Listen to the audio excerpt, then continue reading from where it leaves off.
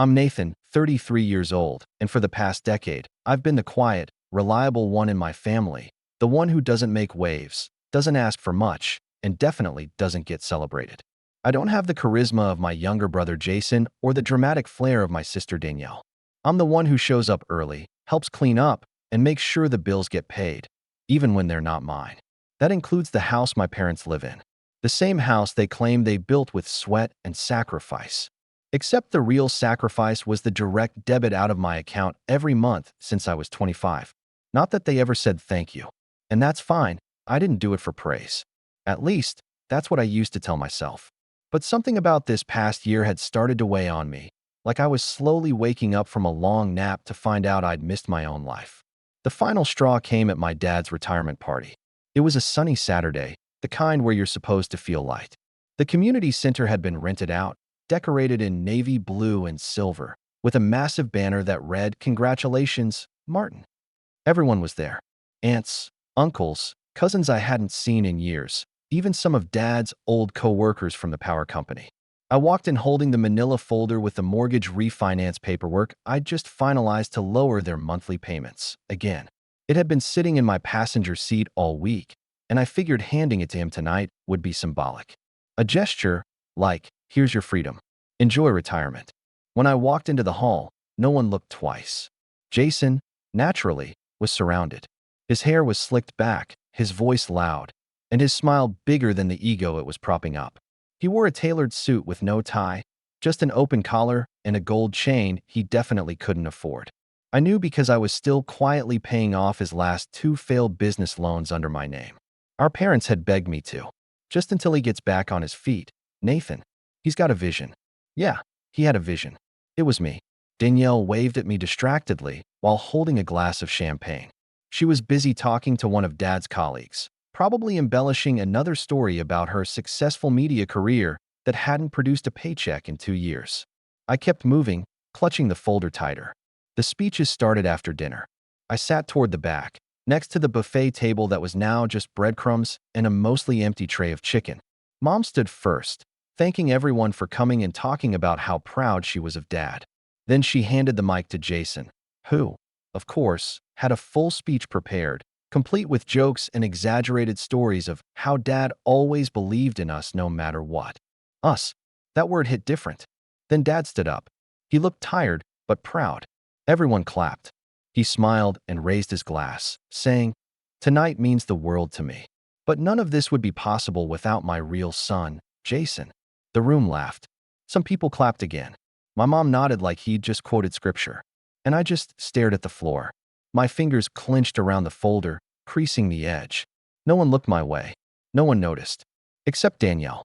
She leaned over, smirking, and whispered, "You're not even supposed to be here." That's when I finally realized. Not just what they thought of me, but what I'd allowed them to become. My eyes burned. Not from tears. Those wouldn't come until later. But from something older, deeper. A kind of quiet rage that had been building for years. Not explosive. Just patient. I looked up and caught Mom glancing in my direction. For a second, I thought maybe she'd come over. Maybe she'd notice how quiet I'd been all night, or the fact that I hadn't even eaten. But no. She turned away, linking arms with Jason to pose for a picture by the cake. The music came back on. People danced. Toasts were made. Jason held court in the center of it all, and Dad clapped him on the back like he'd just won the Nobel Prize. I sat alone. I opened the folder slowly, looked at the papers, then slid them back in and closed it. The documents were ready to be filed. But for the first time since I was 22, I thought, what if I didn't? As the party dragged on, I made my way outside, needing air. That's when my cousin Renee, one of the few decent ones, found me. "Hey, are you okay?" she asked. I shrugged. "Yeah, just needed a breather." She looked at me a little too long. "I know no one said it, but you've done a lot for them. People notice, even if they act like they don't." I nodded. I appreciated the sentiment, but I knew she couldn't change anything. Not really. When I got home that night, I didn't sleep. I stared at my ceiling until 4 a.m., playing the evening on loop. Jason's smirk. Danielle's whisper. Dad's toast. I remembered the summer I canceled my backpacking trip to Europe so I could help with their roof repairs. The winters I covered their heating bill because Mom said, "We're just a little tight after Christmas." I remembered co-signing Jason's business loan, the one he defaulted on, and how Dad said, "He's just under pressure. You wouldn't understand." I remembered Mom promising to pay me back in January, and then again in March, and then never. It hit me like a slow dawn. They'd never see me as anything more than useful.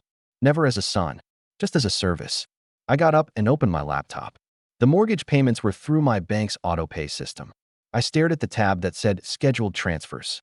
My hand hovered over the mouse. Then I opened another tab. The deed. The refinance agreement. Every form had my name listed. Sole owner. They'd never asked why I insisted on it. They probably thought it was a formality. But I'd known even then. I just didn't think I'd ever need to use it. By 5 a.m., I had a checklist written out. Not revenge. Not yet. Just clarity. And then, around 6:30 a.m., my phone buzzed. A group photo from last night. Dad, Mom, Jason, Danielle. All smiling. I wasn't in it. The message from Mom underneath read, "Great night. So proud of Jason. You saw how amazing he is, right?" I stared at it for a long time. Then I hit reply. But I didn't send anything. Not yet. Because something else needed to happen first. And that's when I made the call. I called Michael, my attorney. Not a big-shot corporate guy. Just someone I trusted. We'd gone to college together, stayed in touch over the years. He was one of the few people who knew what I'd been doing for my family behind the scenes. Back when I signed over the first mortgage, he was the one who insisted I put the deed under my name. "It's not about distrust," he'd said. "It's about protection. One day, they'll forget what you've done. You'll need something they can't ignore." I never thought that day would come. Until now. When Michael picked up, his voice was groggy. "Nate? Everything okay?" I exhaled. "Yeah. Well, not really. I think I'm ready to talk about those papers." There was a pause. Then a shuffle of sheets. "You mean the quitclaim clause?" "Exactly. Are you sure?" I stared at the group photo again. Jason had his arm around Mom's shoulder like he was the family's golden investment. Dad was holding the plaque I paid for, smiling like he'd earned every cent. My name wasn't even mentioned in the captions. "I'm sure." Michael cleared his throat, now wide awake.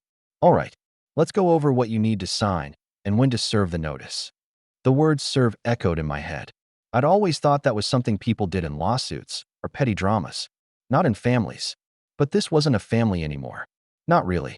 Later that day, I went back to the house, their house.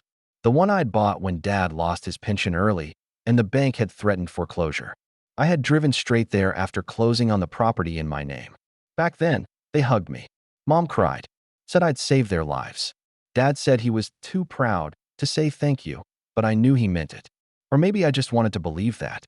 Now, as I pulled into the driveway, everything looked the same. Same birdbath I helped install.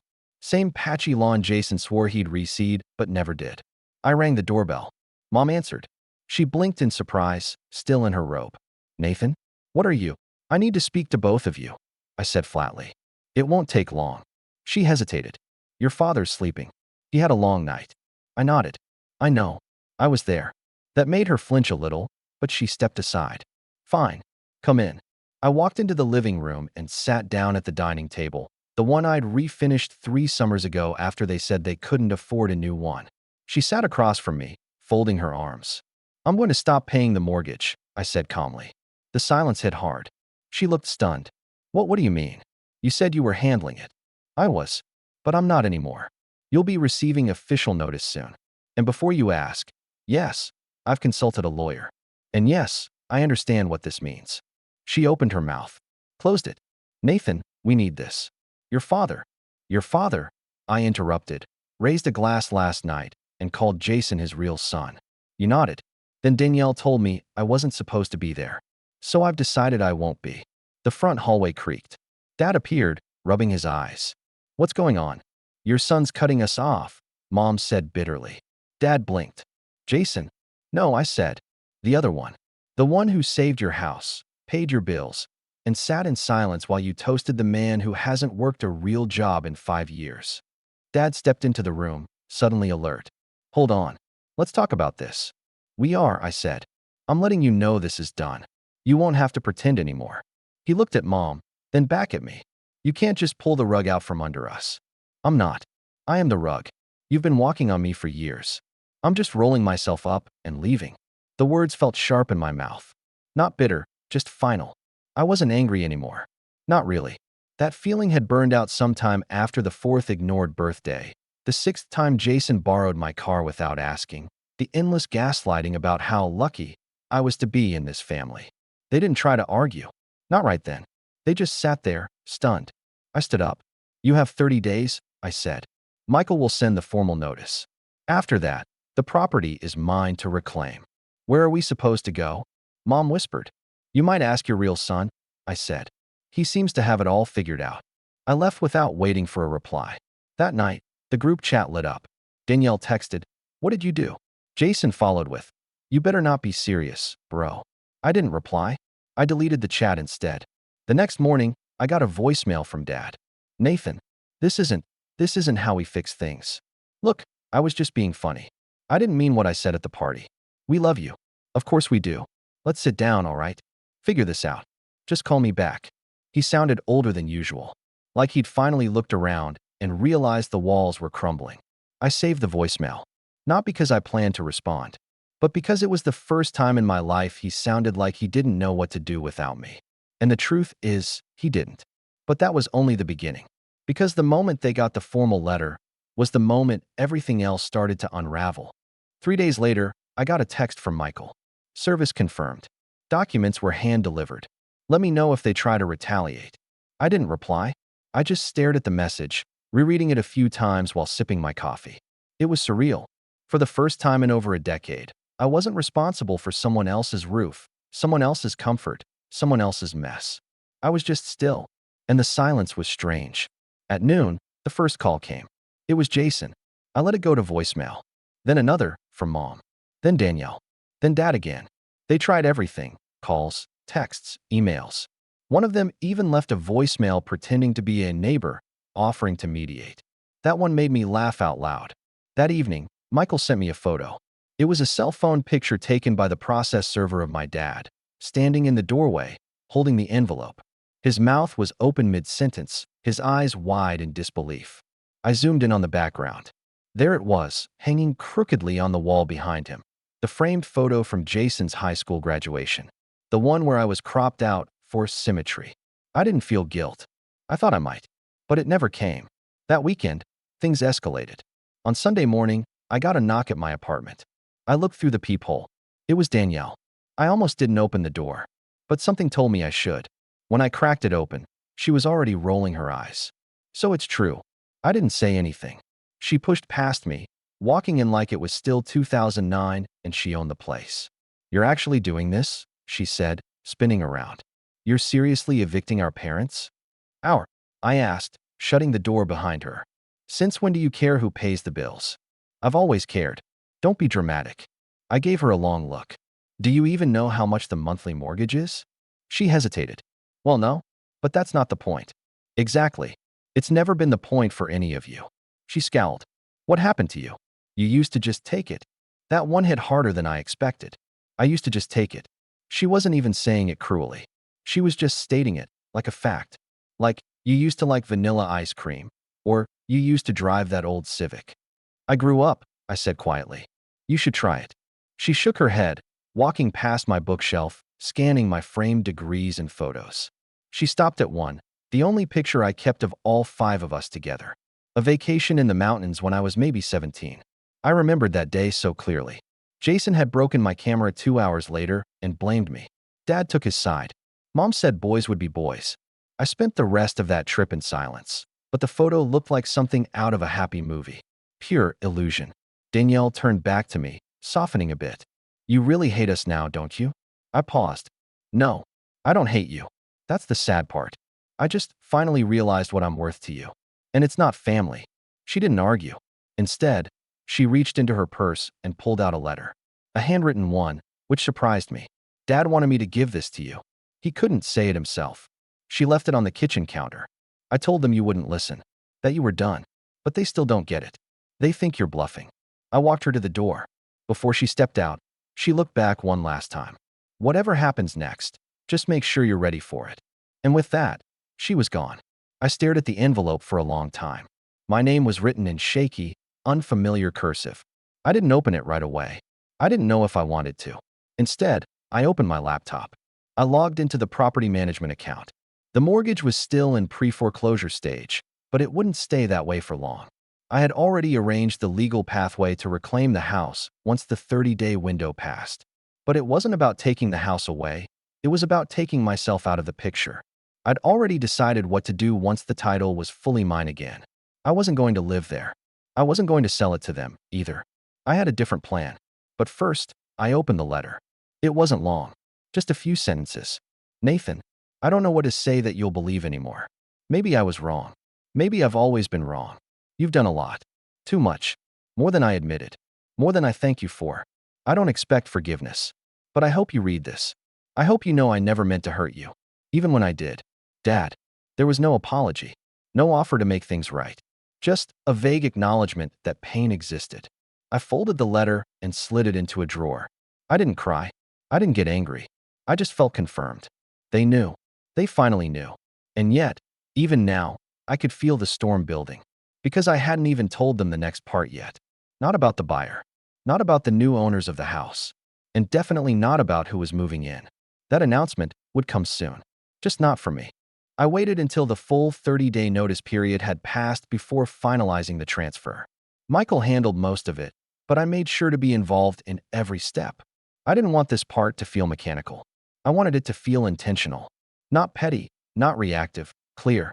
And once everything was finalized, I emailed the last document and sat there staring at the screen, that empty email chain from my father still open in another tab.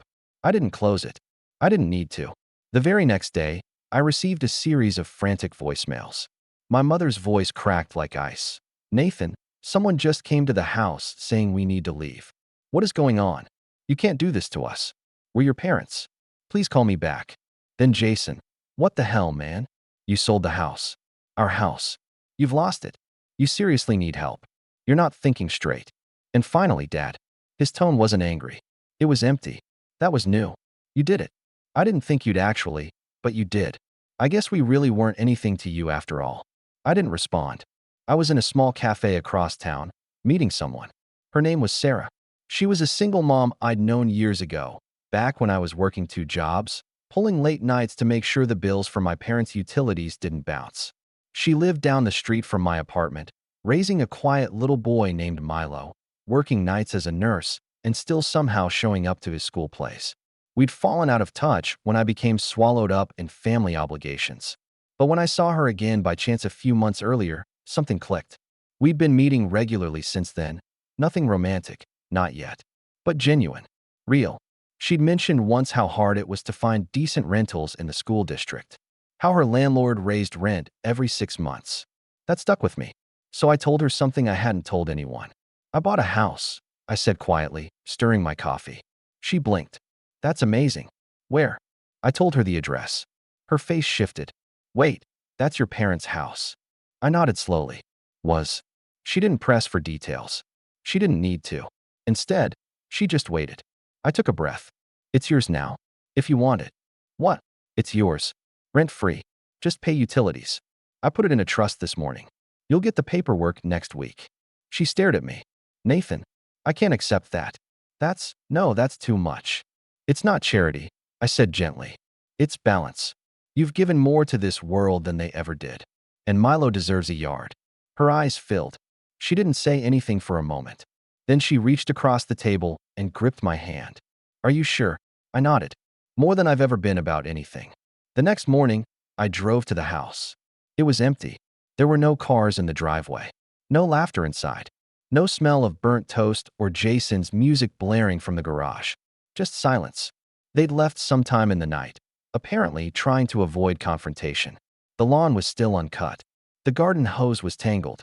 I found a pair of old sneakers on the porch and a cracked mug that read World's Best Dad. The irony made me smile. Inside, most things were gone. Photos, keepsakes, even the couch.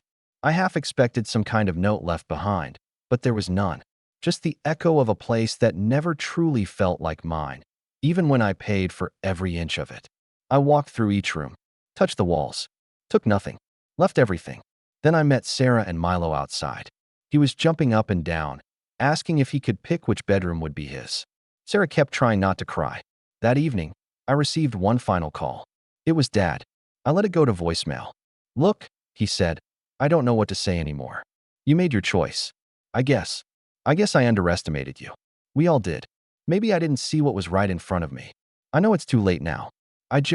If you ever change your mind, if you ever want to come back or talk, or even just yell at me, I'll be here. I don't expect forgiveness, but I hope you find peace, son, for whatever it's worth. I'm sorry. This time, I saved the voicemail without hesitation. Then I blocked the number. It's been 6 months now. Sarah and Milo are thriving. He joined the local soccer team. She added some personal touches to the house, painted the walls, planted flowers out front, put up shelves. The whole place feels lighter, like it's breathing for the first time. As for me, I moved into a smaller apartment, nothing fancy, just mine. I started therapy. For the first time, I'm using my money for me. I took a trip I'd put off for a decade. I enrolled in a cooking class. I even bought a piano, not because I know how to play, but because I always wanted to learn. Danielle emailed once. Just a short message. You really did it. I didn't think you had it in you, but I think you were right. We were never going to stop taking. I hope you're okay. I didn't reply.